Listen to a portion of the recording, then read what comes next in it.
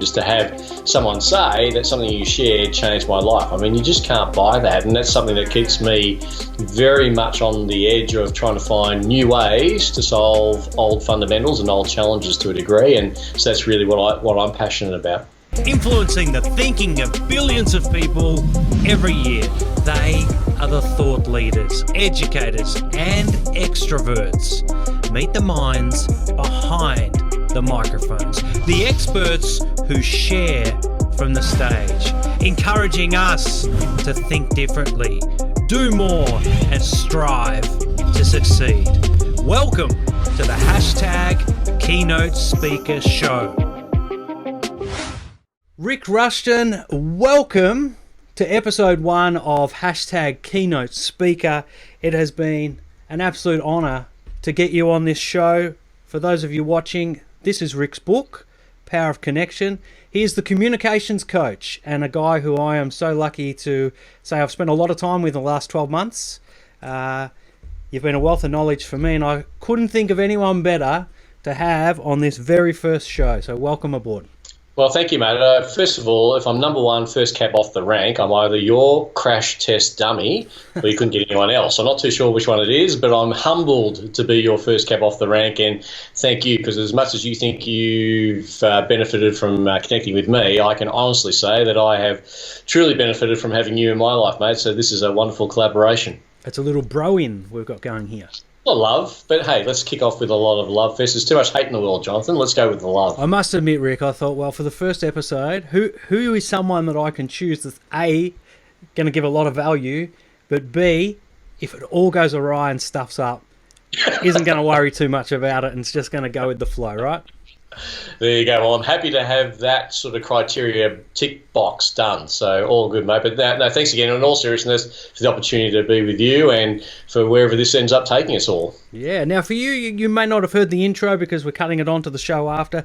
This is #Keynote Speaker. So the whole aim of this show, the whole reason I'm doing it, is to get a look behind the guys and girls, and the women and the men, the thinkers, the idea sharers on stage, the people who communicate with mass audiences every day of the week across the globe. We both know how keynote speaking has started to boom. It's almost a buzzword. But no one ever really spends a lot of time getting to know the people on the stage. And that's what this show is. It's almost a look under the hood of keynote speakers. And so I want to get a feel for your thought processes and you as a person, and understand what it is that drives you to get up every morning and, you know, on some days go on to 1, 2, 3, 4 keynote talks in a day. I know that your beautiful wife wouldn't have it any other way. She pushes you out the door every morning, but you know, you probably don't have to do them. You're doing it because there must be a love, right? Yeah, absolutely. And I think that's the key to anyone who really is passionate about what they do. They love what they do. And so therefore the old saying is, if you love what you do, Jonathan, you'll never work a day in your life. And for me, I don't do this for the money. I mean, I still take the money, but I know there's no money on offer when you're the crash test dummy for inside keynote speakers. But no, I definitely do it because I love the engagement. I love connecting with people, and I love sharing really stuff that was shared with me from some of the best keynote speakers that have ever graced any platform ever. And, you know, you and I have had the great fortune of sharing a stage in Perth last month, and the buzz you get is a wonderful, wonderful short-term adrenaline rush. The great reward is, you know, a month or two after that event, I, like you, would still be getting some feedback from someone saying, hey, just want to let you know, you said something that changed my thinking. That thinking then changed my behaviour. That led me to a different action. That's got me a different result, and I want to thank you for that. So that's a wonderful thing to have your keynote session show up in someone's testimonial a week after, a month after, and I've been fortunate now to have them come out now virtually 20-odd years after my first keynote speeches, to have someone say that something you shared changed my life. I mean, you just can't buy that, and that's something that keeps me very much on the edge of trying to find new ways to solve old fundamentals and old challenges to a degree, and so that's really what I'm passionate about. Yeah, I think that's really interesting. What comes to my mind when you talk that way is that I know you've got a love of movies, and you know, we're not that much different in age, and we probably grew up watching similar movies through the 80s. and early 90s, and even through not so much now, they've changed a little bit, where it was all about excesses. It was all about, getting rich, getting the fast cars. I mean, even movies like Beverly Hills Cop, where they're driving around in the Ferrari, I think it was. And that's what it was all about. And I think what we've seen now, and I think it's really, it's shifted my life anyway, is that you can have lots of money, but you can't hold a great conversation with it. Like, it doesn't give you that, companionship, where people are now shifting towards business and work that gives them that connection with humans. And that's worth, sure, it's good. Everyone needs money and wants to be comfortable, but to also add that into the mix, so it's not all about money. Have you noticed that change too? Absolutely, and I absolutely like the things that money can buy. Don't get me wrong, I like my lifestyle, but I absolutely love the things that money can't buy. So as I posted in a social media feed this week, Jonathan, money will buy you a house in the right postcode, but it won't buy you a home. It's what you put inside those four walls that makes it a home, right? So economically speaking, I would do what I do for no money because I love doing it. But there's an economic reality to the fact that, if you're going to do something and you can bring value to the table, if you add more value, you seem to be rewarded more economically. But my view is that all of this today in 2019, as we head into 2020, it's not about how do I make more money in the new year. It's who can I meet that can help me get a little bit further along in my thinking, get me a little bit further along in my career, help me, mentor me, show me the way, give me the benefit of what they've known. So if someone's taken 25 years to build a speaking business and they'll spend 25 minutes with you having a coffee, what a great exchange that is to learn what they did over those 25 years and pick up 2 or 3 concepts. That's the real currency that I think is available now in 2020. They say that time is the new currency. I think distilled knowledge is the new currency, and that's what I love to do. So, the book for me, The Power of Connection, was an easy book to write because it was all the things that I absolutely passionately believed in. Number 1, there are no successful hermits. Number 2, success is not a solo performance. Number 3, if I can take better care of me and be a better individual for me to help you when you're ready to launch your book, to help you when you're ready to launch your speaking career, now we're better for each other. Because in return for that, you're helping me with certain areas of my business too. So I'm into the more, not the more money, the more you have, the more connections you have. My absolute passionate belief, Jonathan, is that your network ultimately determines your net worth. So if you get enough people around you that help you bring your gifts to the table, show you how you can monetize those, if that's the right terminology to use, you'll be just absolutely doing work you love, that you're passionate about, making a difference, leaving a contribution and getting paid for it as well. I mean, that's got to tick every box. Yeah, absolutely. Yeah. And sorry about that while we were talking. Hurdle number 1 of the first show is that I went to turn my Apple Watch onto silent and I went to find it. So apologies, Rick, for that. Let's turn it off now. So let's go back to the start, because you have been speaking for a long time. But you started off in the real estate industry. How did you find your way into speaking? What was it that changed your path? Yeah, so I think in terms of the real estate space for me, I was going to a lot of real estate conferences around 1991, 92, and they were very much other real estate agents who were sharing what they had done in the real estate space. I didn't know a lot about the personal development industry until I started finding books on that and started reading them. And then I went to a conference where I heard the first non-real estate speaker speak. And what I realized was they were sharing holistic, duplicit values, holistic, duplicit strategies that I was thinking, hang on, that could work in my real estate career as well as my life and every other area that I'm trying to progress and be a student in. So, I go to a lot of seminars, go to a lot of conferences. I wasn't doing one a week, but it would work out that I would probably go anywhere from 25 to 35 events a year in that early period of the 90s. And I kept on hearing the same consistent strategies being repackaged. So they were kind of like old Cokes served up in shiny new Pepsi Max cans. They were just being rehashed with the speaker's personal spin on it. And then I started realizing that, when you really researched who these original thought leaders were, they kept on coming back to the same few people. And so I started hanging out with them. And then not before long, I was not just coming back and sharing what I'd learned at these conferences, Jonathan, with my immediate real estate office, but within the group we were in, and it got a little bit bigger from that. So I got asked to share some stuff at a monthly meeting in our group. A few visitors came to that from other real estate offices and said, can you come and share that with my group? So I did. And a third or fourth time in of being asked, would I go and share this stuff with another group? I said no, not because I didn't want to do it, but because my calendar just didn't allow it.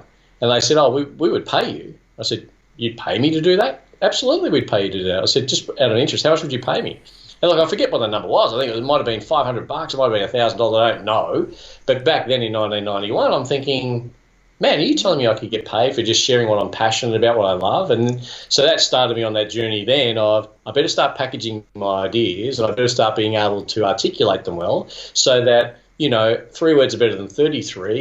If you take these 3 strategies and bring them into play, it's possible for you because it's been lived by me over this last year or two, and that's how it all sort of started from there. So one session became 2, became 10, and it just sort of flew from there. And they were predominantly in the real estate space because that's where my network was. And so my first public event, 7 people turned up. No one asked for a refund, so that was a good start. 6 thought it was really good. 1 didn't get it. I brewed over that 1 that didn't get it. My wife said to me, you might want to learn how to deal with that. I said, what do you mean deal with it? She said, well, if you're going to get upset when 1 out of 7 doesn't get it, heaven help you when 100 out of 1,000 don't get it, because those seem to be about the numbers that I can research, which was a really cool sort of lesson for me to learn fairly quickly. But 7 became, I can still remember when I did my first event where 100 people paid. I thought that was amazing. I can still remember when I spoke in front of 1,000 people. That was amazing. I've spoken in front of, 10,000 people in one session. It wasn't just me. I was one of many speakers at the Orange County Convention Center in Orlando, Florida. That was out of control. So I can still sort of, just trace it back, though, to that one event where I did for 7 people, and it kind of sort of gave me the understanding that, hey, I've got something here to share. I'm passionate about sharing it. I do it not for the money anyway. And early doors, it was costing me more to do it than it was to sort of, get a reward economically from it. But I love doing it, and it just sort of went from there. So, when people sort of say, you did really well over a period of time, it's like a long period of time. But you'd like to think anyone who's been doing it for that long, 93, 94, 95 was really when I started to really go. And, 95 I was hanging out with Tony Robbins, I was hanging out with Jim Rohn, and I was hanging out with Dr. Dennis Waitley and Stephen Covey and all these people, watching what they do, traveling with them, learning with them, speaking at some of their events. And it really just catapulted me from there. But I never wanted to just launch out under that egocentric stuff. I'm still a very passionate husband. I'm still a very passionate father, and I'm not prepared to pay the price of go live a rock star life and then come home and have no one to share it with but a pet rock, because everyone thinks you love the stage or you love the energy of a conference more than you love our family unit. So, for me, I think I've got the balance right. I'm pretty sure I do. I earn an okay income by other people's standards. I might earn a massive income. I'm not too sure, but it hasn't come at the expense of costing me my marriage, as it has so many people. It hasn't cost me a relationship with my children, which I'm really passionate about. So I'm very clear on what I value, and I build my speaking business around what I value. How lucky are you that you were booked that day? Very much so.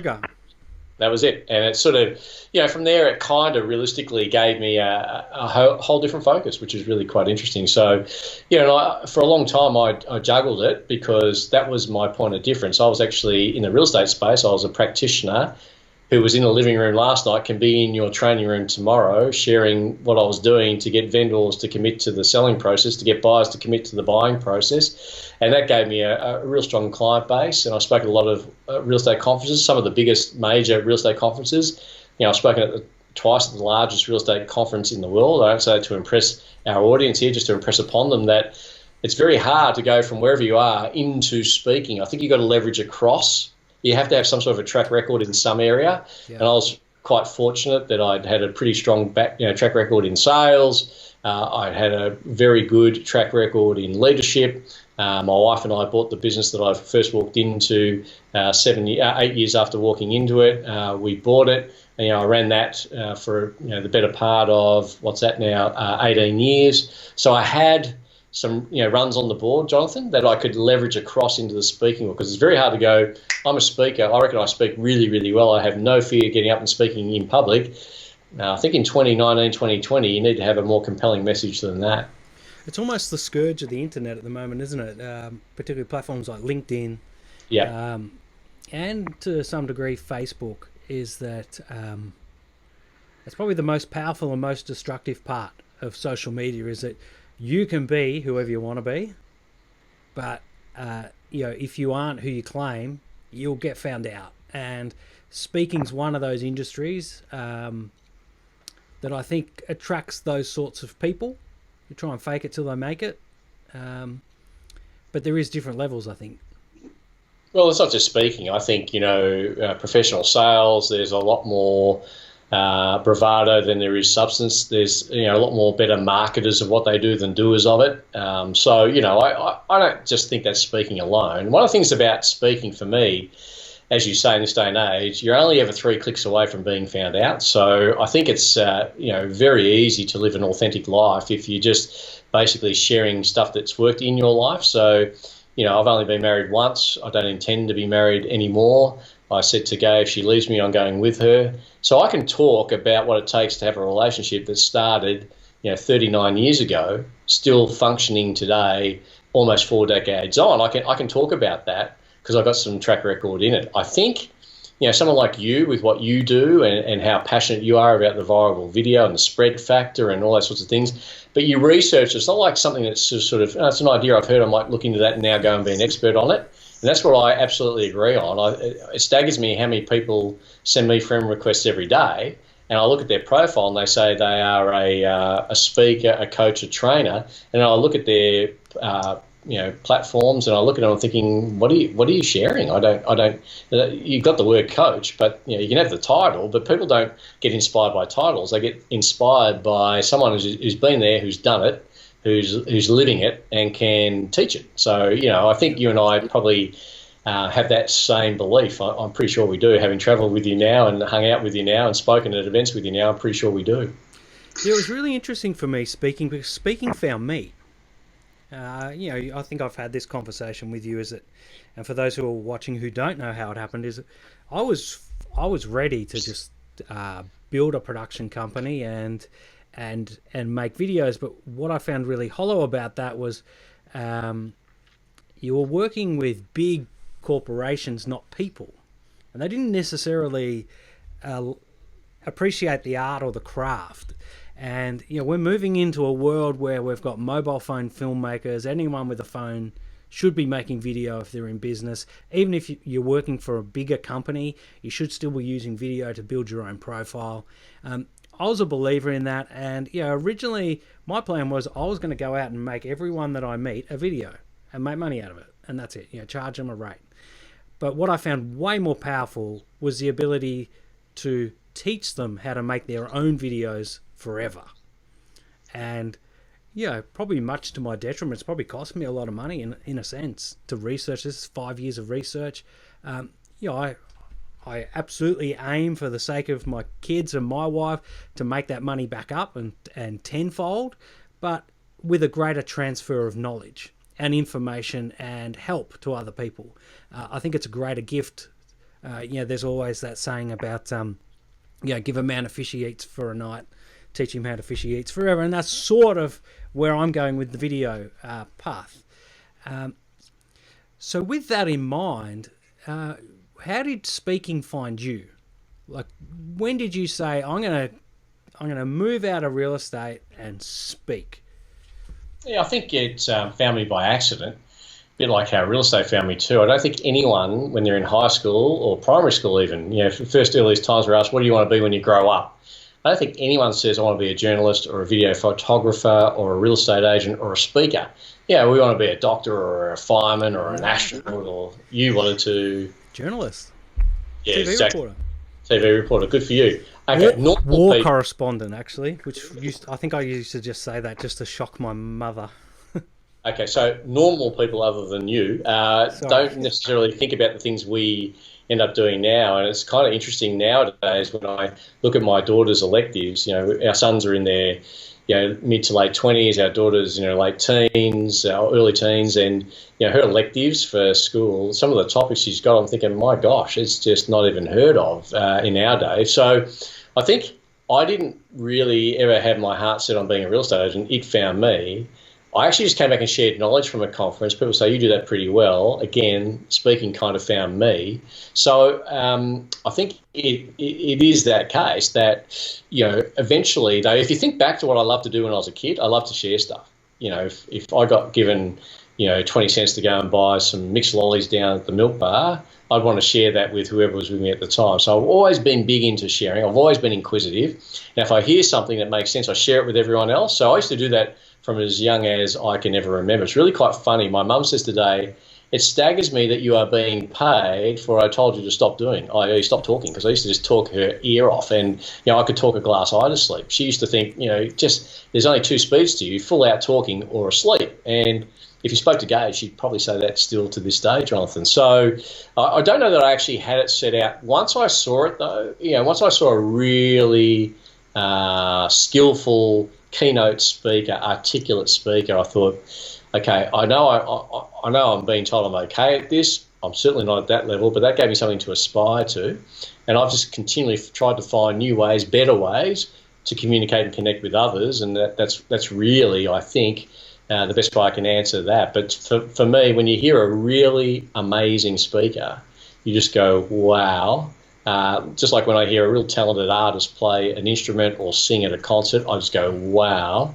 And it's the same for what you do in many respects. You're passionate about it. When I watch you do it, I go, wow. And I'm always wanting to be around those that are, doing what they love to do and doing it to the best of their ability. Who do you consider the best speaker you've ever seen? So when you say the best speaker I ever saw. Well, we can break this down. Yeah, okay. Stagecraft and thought. Yeah, I know it's an overused term, but thought leader. So like independent breakthrough thinker. Yeah, I get it. So the best across all areas, in many respects, is Jim Rohn, the late great Jim Rohn, who, he's your Brownlow medalist. He's a Brownlow medalist, yeah, and just from the fact that he had a unique way of just selling old fundamentals, he could get a teenage kid to understand him and get someone in the latter stages of their life to make a life change. He was very, very talented, very funny, very witty, but, just spoke with stories, came to a lectern, stood still, didn't jump around, didn't chant, didn't energise the audience, just started. He was an old storyteller, which I love that aspect. I learn best from old storytellers. Yep. That's why I love the movies, because there's a story behind it. He was the best at that. The most charismatic, funnily enough, was the guy he mentored, which is Tony Robbins. There's no more charismatic dude on the planet than Tony Robbins. You get him on a stage. But if you really look into how he sets up a stage, that's why he is so charismatic. He's got it going absolutely off the charts with all the sensory stuff that he does, with his prep work, the way the rooms are set out. He is very, how does the magician pull the rabbit out of the hat? They put it in there in the first place. He puts a lot of things into his stage before he pulls it out, and so therefore he goes incredibly well. In terms of thought leaders and someone who's just, I've been around him, fortunately, as a friend and presented with him, and we've been on. I appreciate it. Yeah. Other than you is a guy called Matt Church, who runs a company called Thought Leaders, funnily enough. Yeah. And Matt and I just spoke at a conference earlier this year, and we were laughing about how often we've spoken with each other. But I think I've seen him north of. I've been making this number up, but I think I've seen him definitely more than 50 times. It'll be south of 100. So let's call it 75 for the sake of this. I don't think I've ever seen him do the same talk twice.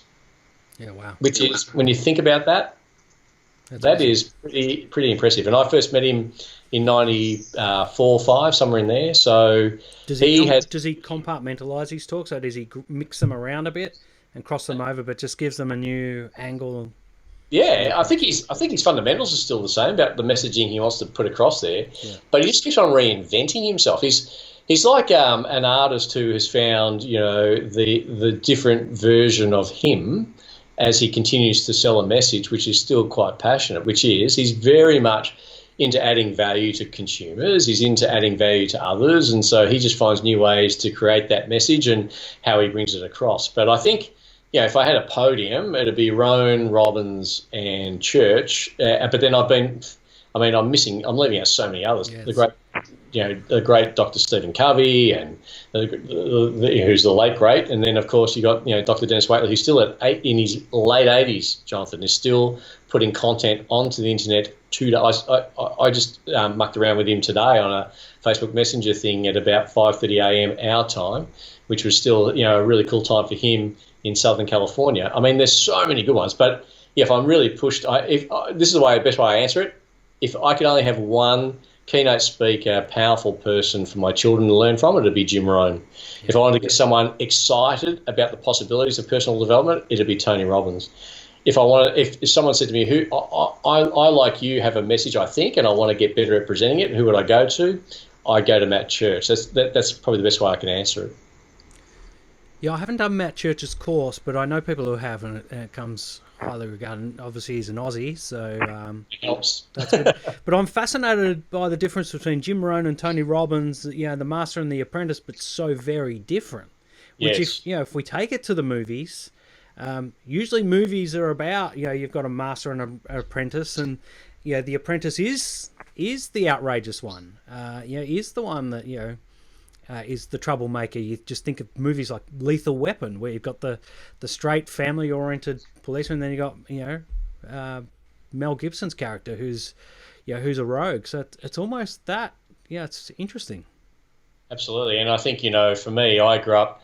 One of my favourite movie experiences as a kid growing up and was Star Wars, and you got obviously Luke Skywalker, and you got Obi-Wan Kenobi, and you kind of look at that and you think he's the wise head, sharing some stuff with the young apprentice coming through, and so Jim Rohn, who passed away still way too young, really, in many respects, but was speaking still within up to 2 weeks before he passed away, Jonathan, which is really quite amazing. If someone said to me, when do you want to retire? I said, I don't think I'll ever will retire from this aspect of it because I just love doing it. As long as I've got a message of value to share, and so long as I can stay relevant in this digital age, which is going very, very fast. Having sort of, mentored some younger people, and having, the great fortune of connecting with young up-and-coming people and trying to keep relevant a little bit. But, I think when you look at the differences between those, it's really quite funny, but you hear Tony Robbins say something which is actually a Jim Rohn-ism, but he's just repackaged it for his sort of audience to a degree. And, there really are no new fundamentals. It's just, they're old packaging and someone else's, I guess, filter and or spin on it and repackaged and put back into Generation Next. So whenever I hear someone say, I just thought about this the other day, I go, well, actually, no, you didn't, but that's okay. You would have been stirred by it. And Jim Rohn, I used to sit on a rocking chair at his farm and we'd look at the sunset, and he talked to me about Earl Schoaf, who taught him. And so I'm thinking, well, where did Earl Schoaf get it from? And we kept on going through the chart. I can't remember where we ended up, but we could go back to Marcus Aurelius and the Stoicism of that, and we could talk about ancient philosophers, Greek philosophers like Aristotle and Socrates, and we could talk about where these fundamentals came from. Of course, he got a lot from the Bible. He was very spiritual, and he was brought up in a very religious home, and his father was a lay preacher, so he thinks the Bible's a really cool way of looking at fundamentals too. So, my view is that there's just rework of old fundamentals done in a way which can just blow people's mind for the relevant time. And, an electric guitar probably made an acoustic guitar go nuts when they did it, but it's still a guitar, isn't it? It's just, I guess, voltage for the actual next generation coming through. And so my parents, rock and roll was the big thing.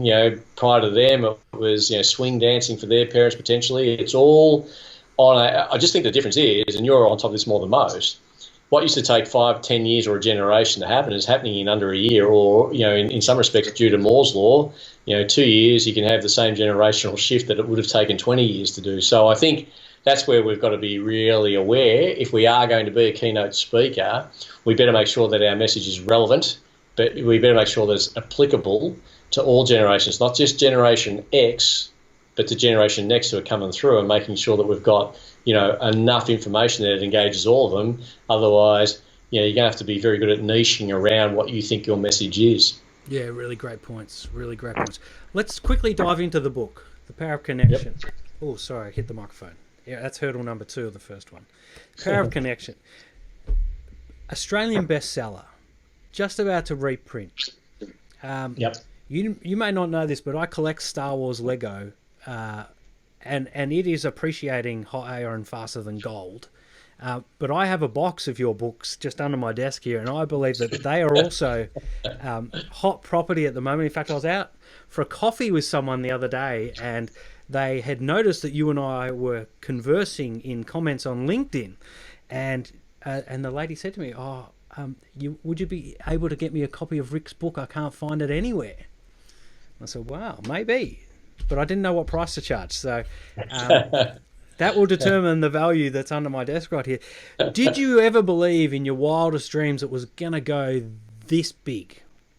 Absolutely not. And in fact, I was hoping that I'd had a few hundred friends enough that would buy it. And that was pretty much all I really expected it to do, to be brutally candid, mate. But so the fact that we were able to sell, I think, about 1,500 just from our website before it actually officially went, so I'm really blessed to have a great publisher called Wiley. John Wiley and Sons are one of the biggest publishing houses in the world. In the business space, they're the ones. I mean, anyone can write a book, as you know, and in this day and age of self-publishing, that's easy to do. But if you get a publisher like Wiley, they put you through a massive test to make sure that the book's got the things I'd like to think it's got. That it's valuable, that it has content, and most importantly, will leave a lasting impact in a positive nature to the people who buy it, because their brand goes alongside your message. Yeah. So they're very passionate about that. So I think when I jumped through the hoops to get it published, I knew it ticked enough boxes, but I still didn't know whether that meant it was going to sell or not. But so we've been really lucky that it went the way that it did.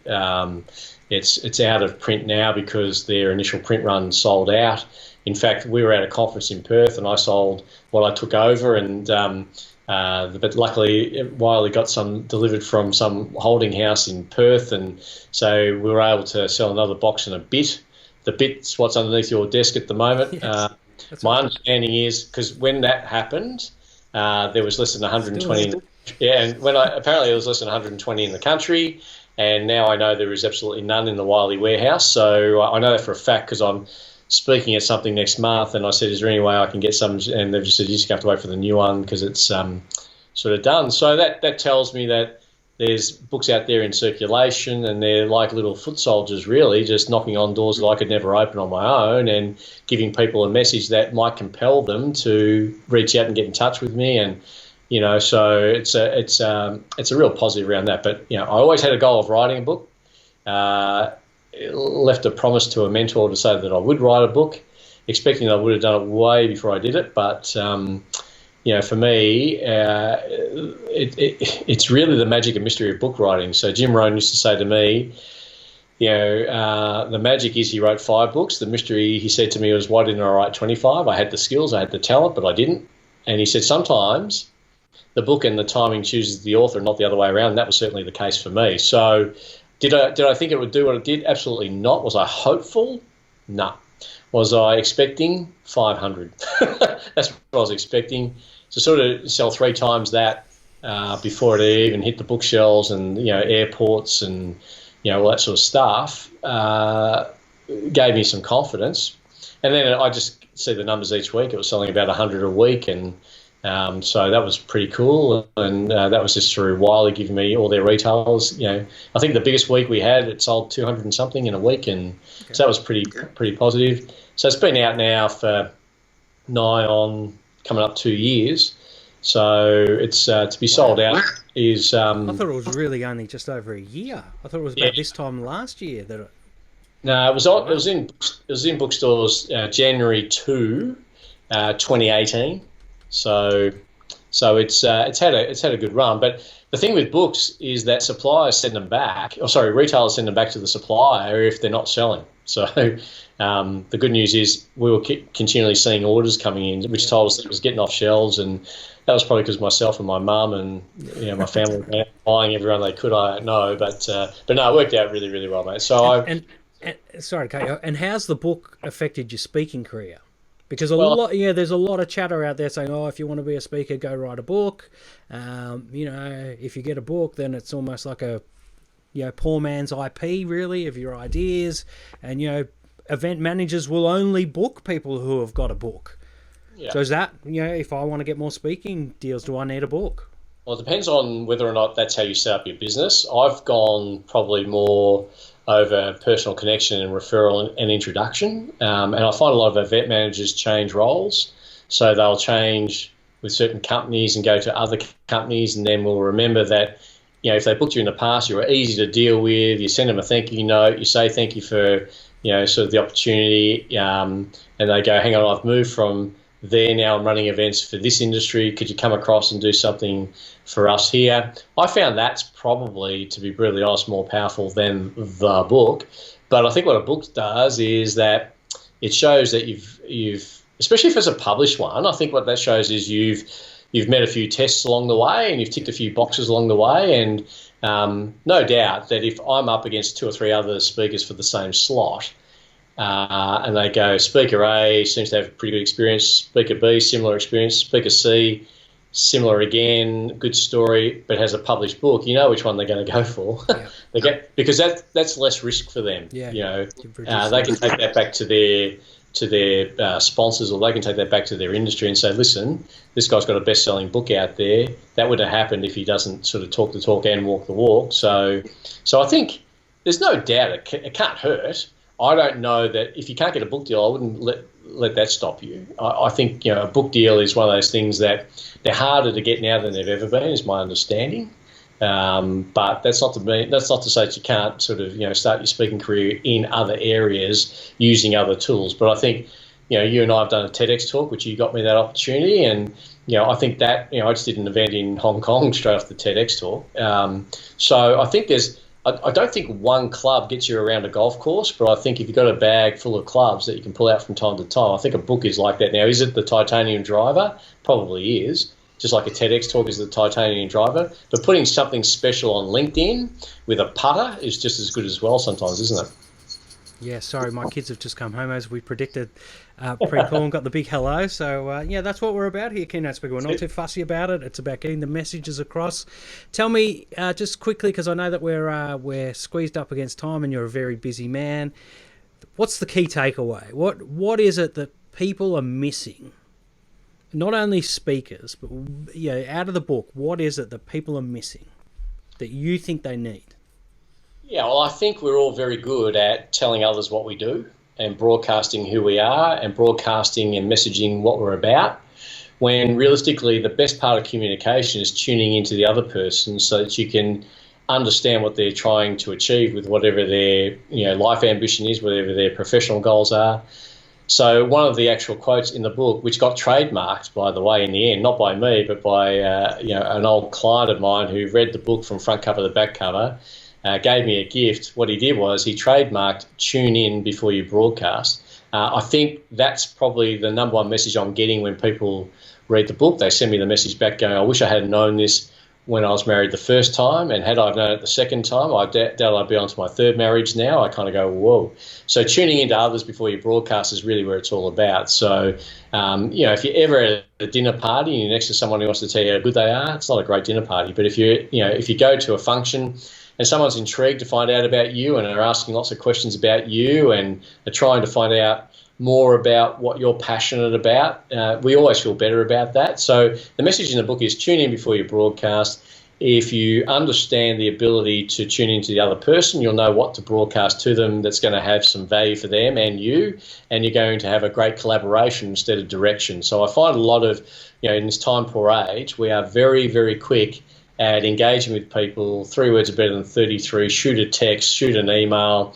No one takes the time to sort of write a handwritten note and say, hey, thanks for the opportunity to hang out with you. I learned so much about you. When you said this, it made me laugh because when I was writing my book back then, it did. And these people go, wow, this guy's actually written a book and he didn't even chew my ear off about it. That's really the key message I think from the book, Jonathan. Just tune into who the other person is before you broadcast. And if you do that, and you're of a servant ear, not a directive ear to go, I'm waiting for my turn to tell you how good I am, I think your life realistically is absolutely your oyster. Now, ladies and gentlemen who are watching this isn't a guy who just talks. He does. Now, let me hold that up. That is a letter from Rik to me after a recent speaking gig. He actually does what he talks about, and I think that's a big thing. I think that's really important to be able to back up There's a lot of talkers out there, but there's not as many doers. And, I think that's how I judge people anyway, by intent and achievement. Rik, it's been awesome to have you on. Before we go, if there were some people who are thinking about getting into speaking, there are a lot of people who are like, I'm leaving corporate world. There's a lot of disruption across industries. They're looking at things to do. Speaking is attractive. For me, I mean, I love it. It's almost like, I was never good enough to play AFL football. I was never good enough to make the Olympics. And I love that sort of stuff. But speaking for me is almost like that game day feeling. And you know me, I was speaking at that event with you recently in Perth, and I was the closing keynote speaker. And I don't think there was anything more torturous than having to wait around all day. Like I would have washed all the cars in the car park if they had offered it to me. You were like a caged lion, I know, and I've seen you now speak 3 times to 3 different audiences in Melbourne, Sydney, and Perth, and there's no doubt we'll continue to do that as we continue on our collaboration together for sure. But no, it is a buzz. You're right, but it's also never lose sight of the fact that you are giving a value exchange. You're giving all your energy, you're giving all your intel, you're giving as much as you've learned over your whole life and in your professional career, and you're doing it in some instances in a 45-minute keynote, or that one was about an hour, I think, but you've spoken for 30 minutes. I've seen you do it in 30. I've seen you do it in under 20 at your TEDx talk too. So don't ever lose sight of that too, mate. That's for sure. No, it was awesome. So thank you, Rik. And, of course, they can catch you on your website, rikrushton.com. Have you got a .au on the end of that or just .com?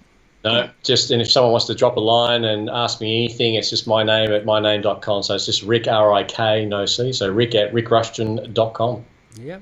Now, finally, because my topic is about viral content and viral marketing and viral videos, I have to put a bit of a viral spin on this show. Now, I haven't warmed you up about this, but this is what I want to do. Now, it might be a bad idea. It might be a terrible idea, but I came up with it and it's stuck. Do I need to take a deep breath, or what happens here? Hold your breath. Here we go. I want you, and this is the viral link to it all, I want you to find me my next guest. Lazy of me, I know, but I want to see what sort of chain of a network we can create with this show. So the next speaker has to be a performing keynote speaker that you think would be perfect for this show and that you admire. And, of course, you can help me secure as a guest. I'll do the work, but you can't just pluck out, Gary Vaynerchuk or Tony Robbins. Yeah. Well, I know you got Tony's number in your phone, but... Yeah, no, I'm not going to make a promise I can't deliver on. I'll tell you someone who I know you've had some value from, because I've seen you post about him in a recent podcast we interviewed. And when you're talking about speaking and book writing, I mean, this guy's authored 11 books. He's got a bestseller, a global bestseller called SUMO, which is an acronym for Shut Up and Move On. I'm talking about Paul McGee, the sumo guy. Everyone thinks he started Sumo Cellar. He didn't. But his sumo message, has been on bookshelves in bookstores for more than a decade. Just had the 10th anniversary come out last year. He would be someone I know you would approach. He already kind of knows you through your feedback on our podcast or our social media platform. So he would be the next best, I would think. And look, after you go from me, you should go down a notch. No, I'm joking. He's an amazing thought leader, a great speaker, a great guy. He was just a house guest of ours in August with his beautiful wife Helen for about a week. Couldn't wait to get rid of him, if the truth be known. Helen could have stayed for a while, but he was a challenge. So Paul McGee, the sumo guy, he should be number 2. Yeah, I'd love to get Paul on. I find that incredible. Like, he's got a topic that he wrote a book on 10 years ago, and it's still relevant. Like, the guy was doing it, just did a tour of Australia. So, that message has got. You don't get away with it for 10 years if it's not valuable. Absolutely, and he's a funny guy to travel with. He's got a unique way of simplifying complex messaging. His books are unbelievable. Behind me on my bookshelf, I've got probably 6 of his books. I haven't read any of them yet, but I've got them and I've read them, and I can tell you that they are great for your audience too. So, mate, go get him. Is that next to your Underbelly series or your Mr. Men collection? I'm not sure. No, it's just to show you, that is effectively sumo. Wow. And that is the 10th. You can see the golden Yeah, the label golden there, 10. the 10th anniversary edition. But I've got more again, how to really speak, how to speak so people really listen. Not a bad title for your sort of program, I would have thought. I can keep on going. How to influence people, how to work with people. Here's a gun. So, together we've written 12 books. That's the way I look at that. Does it? As you know, I have written a book. Yeah, I've written a book. We just I actually rewrote the same book about 4 times over 2 years. We'll have to work on that. Perfect. All right, Rik, it has been an absolute pleasure to have you as guest number 1. We got through. The #Keynote Speaker Show. And I look forward to having you back on episode 100. You can own the every centenary. You can come back on. That'll be your slot. And thank you very much for your time. Thanks for your knowledge. And for anyone watching or listening to this, hit Rik up. He's across all the socials, and he is 100% bona fide genius. And I don't say that lightly. You are enlightening, and you certainly have brains with big ideas, and that's what it's all about. Thank you, mate. Thank you, mate. Pleasure.